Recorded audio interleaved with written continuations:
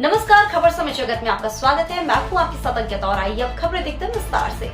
इंदौर चुनाव नेता नहीं बेटा जीते। जो व्यक्ति चुनाव के पहले ही मतदाताओं के बीच नहीं आ रहा है, वह चुनाव जीतने के बाद क्या मतदाताओं के बीच आएगा क्या? इंदौर प्रेस क्लब में विधानसभा चुनाव के मद्देनजर आयोजित आमने सामने कार्यक्रम में कांग्रेसी प्रत्याशी संजय शुक्ला ने अपना पक्ष रखते हुए पत्रकारों से उक्त बातें कही। कार्यक्रम में भाजपा प्रत्याशी कैलाश विजयवर्गीय को भी आना था, वे नहीं आए थे। संजय शुक्ला ने अपनी बात कहते हुए आगे कहा कि भाजपा को उनके सामने लड़ाने के लिए कोई योग्य उम्मीदवार नहीं मिला, इसलिए भाजपा ने उनके खिलाफ राष्ट्रीय स्तर के नेता को दिल्ली की ऊंचाई से उतारकर प्रदेश की विधानसभा चुनाव में उतारा है। संजय शुक्ला ने कहा कि उनके प्रतिद्वंदी इतने अहंकार में चूर है कि मतदाता के सम्मुख वोट मांगने जाने से इनकार कर रहे हैं। संजय शुक्ला ने कहा कि वे और परिवार जनता की सेवा करने से कभी पीछे नहीं हटा है। कोरोना काल की प्राकृतिक आपदा में भी वे और उनका परिवार जनता की सेवा में लगे रहे। अपनी बात कहने के बाद उन्होंने पत्रकारों के प्रश्नों के उत्तर भी दिए। तो मैं आपसे पूछना चाहता हूँ, वो इतने बड़े आदमी कैसे बने?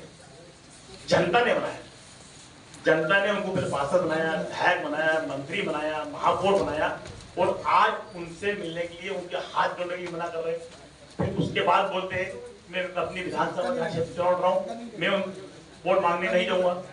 लगातार जनता का अपमान कर रहे हैं। जो जनता भगवान है, जिनने भगवान का अपमान कर रहे हैं, वो दो भगवान होते हैं, ऊपर वाले और एक जनता भगवान। और चौथा अपमान, दूसरा अपमान आप लोगों का, जो चौथे स्तंभ है, जो आप अच्छे बुरी चीज हमेशा आप बताते हैं, अच्छा भी हो बुरा भी, परंतु आज आपके सामने उनको आना चाहिए था। इससे पहले भी लगातार मैं चुनाव तीसरा लड़ रहा हूँ, जब भी आपने बुलाया, मैं जब भी आया, हर जनप्रतिनिधि आता है। कल आपने देखा हुआ, आपने 2 अध्यक्षों को बुलाया था, बीजेपी कांग्रेस के, वो भी आए थे।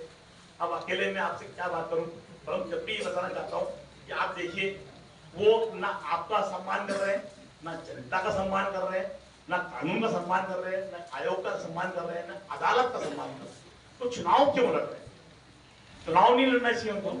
आज वो जनता के बीच में जैसे आपके सामने नहीं आए, वैसे ही लगातार वो जनता के बीच में नहीं जा रहे हैं। मैं ही जीत रहा हूँ, क्योंकि चुनाव बेटा जीतेगा, नेता कभी नहीं जीतेगा।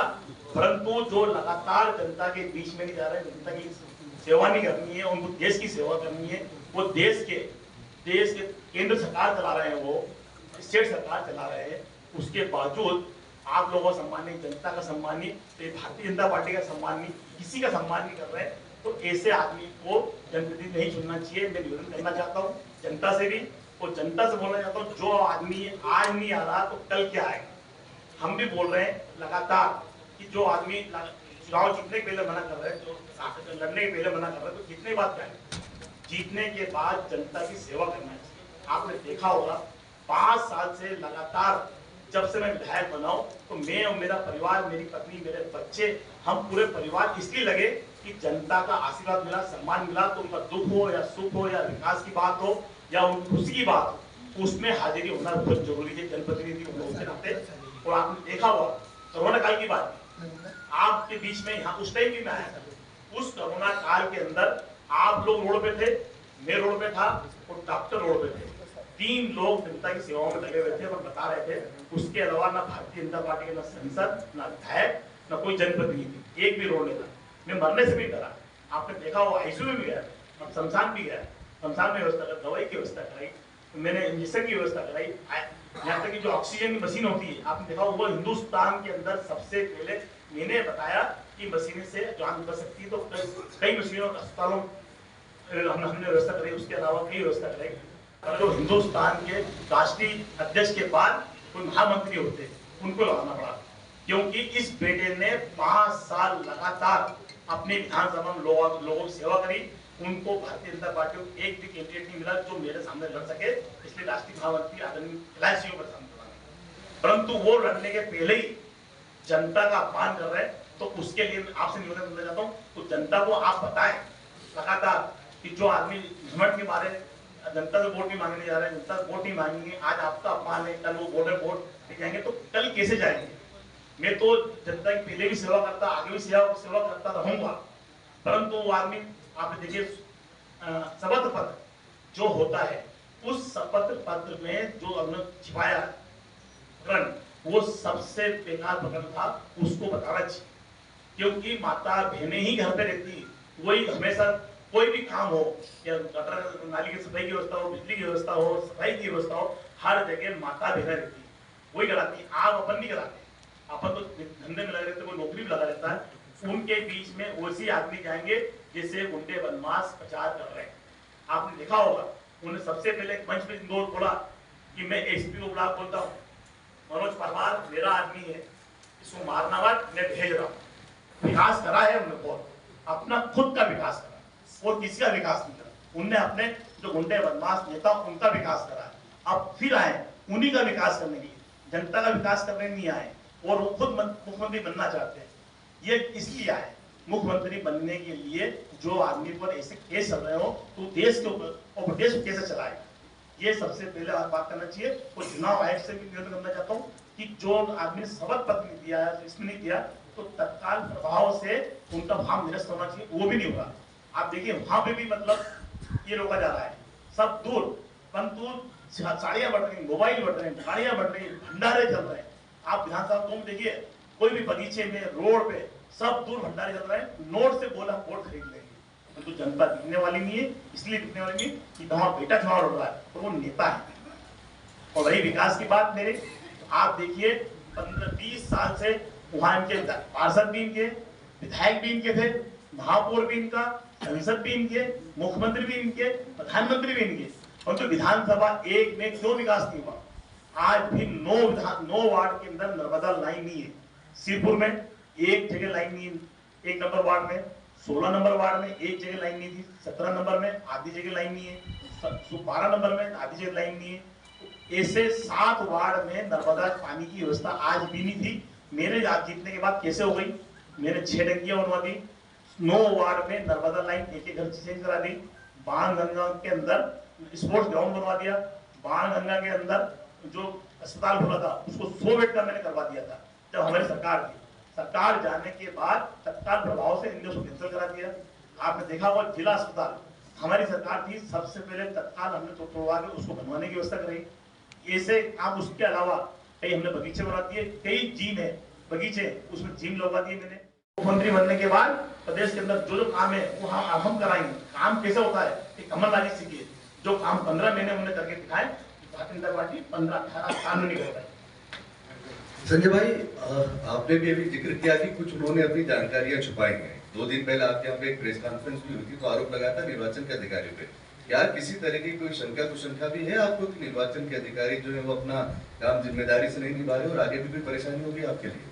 देखिए, हमने हमारे वकील ने लगातार उनको बताया कि सुप्रीम कोर्ट का आदेश है, ये सब कुछ दिखाया, परंतु जो चुनाव अधिकारी है, रिटर्निंग ऑफिसर, उनने हमारी एक बात नहीं सुनी, 5 मिनट में उन्हें खारिज कर दिया। हमारे वकील पूरे ला लेके गए थे, पूरी किताबें लेके गए थे कि ये आदेश है, इससे नहीं कर। मैं तो आपसे पूछना चाहता हूँ, चुनाव आयोग ने शपथ पत्र क्यों बनाया? कि आप पूरी जानकारी दें, आपके चरित्र की जानकारी दे, जनता को बताएं, आपका बस कितना पैसा उसकी जानकारी दे, हर चीज की जानकारी उन्हें दिया, परंतु उन्हें छिपाई क्यों? छिपाने का क्या मतलब, क्या फायदा? वो जानकारी छिपाई जो हिंदुस्तान में पूरी दुनिया का सबसे गंदा अपराध है, उस अपराध को छिपाया। वो अपराध के अंदर आप हाई कोर्ट में पेश हुए, सुप्रीम कोर्ट में पेश हुए, सुप्रीम कोर्ट ने आदेश दिया हाई कोर्ट को कि इस चीज को देखा जाए, लोअर कोर्ट में उसको हाई कोर्ट ने बोला कि केस बनाया जाए, परंतु उसके बाद भी उन्हें जानकारी नहीं दी। इसका मतलब वो सबका अपमान करते हैं, किसी का मान सम्मान नहीं करते हैं, चुनाव आयोग को कुछ नहीं समझ रहे, अदालत को कुछ नहीं समझ रहे, तो जनता को क्या समझेंगे? मेरा सवाल ये था कि क्या निर्वाचन के अधिकारियों को लेकर कोई आपको आपत्ति है? बिल्कुल निर्वाचन अधिकारी लोग, चुनाव आयोग से भी हमारी आपत्ति है कि जिनको हमने शपथ पत्र दिया, उनने मांगा, उसके अंदर जानकारी दी गई, उसके बावजूद उनका फॉर्म निरस्त नहीं किया गया। ये बहुत बड़ी, ये जनता के लिए अपमान की बात है और आपके लिए, हमारे लिए भी, तो आपके ही माध्यम से हमने पेश करा, सब कुछ दिखाया और है। नहीं होता तो आज वही बोलते, क्यों नहीं आ रहे? आज आप देखिए, आज भी आपसे बात करने नहीं आए, क्यों नहीं आ रहे? वो बात नहीं कर सकते, उनको मालूम है उन्हें इतना घृण्य अपराध किया, ये अपराध दुनिया में कोई माफ नहीं करता है। उन 600 बोरिंग में लाइन डलवाना है, उसके अलावा 600 बोरिंग नए मुझे फिर कराना है, उसके अलावा जितने हमारे बगीचे हैं उन बगीचों को बनवाना है, मुझे उनमें जिम लगवाना है, ऐसे कई काम है, बिजनेस सड़कें बनवानी है। वो सबसे पहले अवैध कॉलोनी है, उनको वैध कराना है। क्योंकि मेरी विधानसभा में सबसे ज्यादा अवैध कॉलोनी और अवैध कॉलोनी काटने वाले भारतीय जनता पार्टी के ही सब नेता हैं। संजय भाई, कैलाश विजयवर्गीय ने अपने घोषणा हुई थी उनकी, तभी उन्होंने कहा कि मैं विधायक बन चुका हूँ। जनता ने जो है मन बना लिया है कि मैं विधायक बन गया हूँ, और अब जो जिम्मेदारी पार्टी ने उनको सोचा उनके लिए बढ़ा, जिसमें मुख्यमंत्री से लेकर गाँव तक चल रही है। तो आप अपनी जीत के प्रति किस तरह से आश्वस्त हैं? और एक चर्चा ये भी है कि आपके 2 नंबर वालों से संबंध बड़े मधुर रहे हैं, और पिछले चुनाव में उन्होंने आपकी मदद भी की थी। तो ऐसा भी सुन रहा है कि उस पैक्ट भी आपके बीच में, दोनों के बीच में हो सकता है या हो गया है कि यार इस बार संजय रहने दो, अपन अगली बार देख लेंगे। तो क्योंकि कैलाश जी के लिए चुनाव जीतना बहुत जरूरी है, ये उनके राजनीतिक कैरियर का सबसे महत्वपूर्ण चुनाव है। 10 साल बाद चुनाव लड़ रहे हैं वो। तो ऐसा कोई पैक्ट भी संभव है क्या? ऐसा लग रहा है कि चुनाव ताकत से लड़ नहीं रहे हो आप पूरी तरह से? राजेश भाई, आपको पहले ये बताया कि मेरी दुश्मनी किससे है, एक आध नाम बता दिया। एक भी मैं आज तक किसी से दुश्मनी नहीं रही, सबसे प्यार से मिला, फैमिली से मतलब रहते हैं मेरा हमेशा, मतलब कैलाश जी हो या रमेश जी हो या शिवराज जी हो, सभी से। और जनप्रतिनिधि कोई भी से पार्टी हो सकता है, सबसे संबंध हमारे अच्छे हैं। उनको पहला टिकट मेरे पिताजी ने दिया था, उनको पार्षद बनाया, उसके बाद विधानसभा चुनाव लड़े, उसके बाद विधायक बने। जो भी हुआ मेरे परिवार से, तो मेरे पिता तुल्य, एक पिता तुल्य होके मेरे सामने चुनाव लड़ने आए। सबसे पहले उनको सोचना चाहिए कि भाई मेरा वो चुनाव यहाँ से क्यों लड़ना है। वो 3 नंबर से लड़ सकते थे, 2 नंबर से लड़ सकते थे, मऊ से लड़ सकते थे। पार्टी ने टिकट दिया। पार्टी के पहले परिवार भी होता है, पार्टी के पहले परिवार भी होता है। आपका ही परिवार है, मेरा भी परिवार है। तो अपन पहले चिंता किसी बात है कि मेरा बच्चा पढ़े लिखे बड़ा और पोस्ट पे जाए, मेरा मकान होना चाहिए, मेरे घर में गाड़ी होना चाहिए, मेरा बच्चा जिंदगी में आगे बढ़े। परंतु सबसे पहले उनने अपने बच्चे को पीछे, अपने बच्चे को जिसको आगे बढ़ाना चाहिए वो पीछे होके सिर्फ मुख्यमंत्री बनने के लिए वो चुनाव लड़ने की आए, जनता का भला करने नहीं आए। और जो आदमी आज ही वोटर में विधायक बन गया तो चुनाव नहीं होना चाहिए। ये तो लोकतंत्र की हत्या कर रहा है, आज ये भी कर रहे हैं। मैं विधायक, चुनाव नहीं हुआ है, वोटिंग नहीं हुआ, जनता ने वोट डाला, उसके पहले विधायक बन गए।